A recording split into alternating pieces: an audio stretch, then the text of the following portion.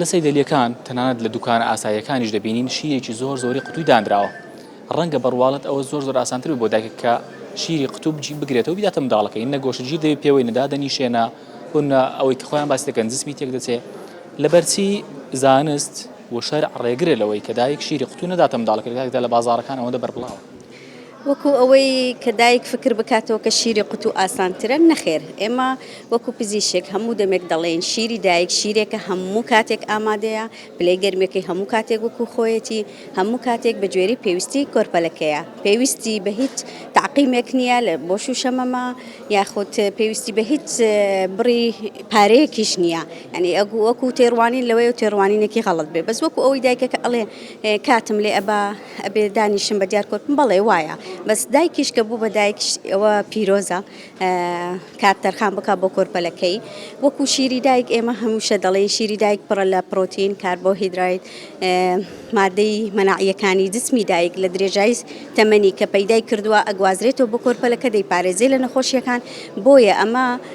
هەمیشە ئێمە ڕێنمایی دایکان دەکەین کە شیری خۆیان بدەن زۆر باشترە لە شیری قوتی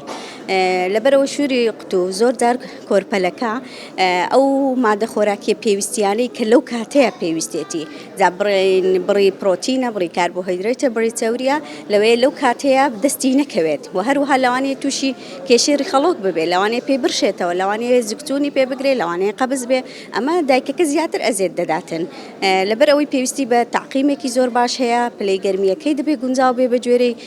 کۆرپەلەکە ئیتر بۆیە ئێمە هەمیشە ئامۆژگاری دایکان دەکەین کە شیری خۆیان لە پێش شیری قوتوو دانێن تەنانەت ئەو دایکانەی کە دەوامیان هەیە ئێستا ڕێگەی ئەوە هەیە کە شیرەکانیان دەربکەن و هەڵی بگرن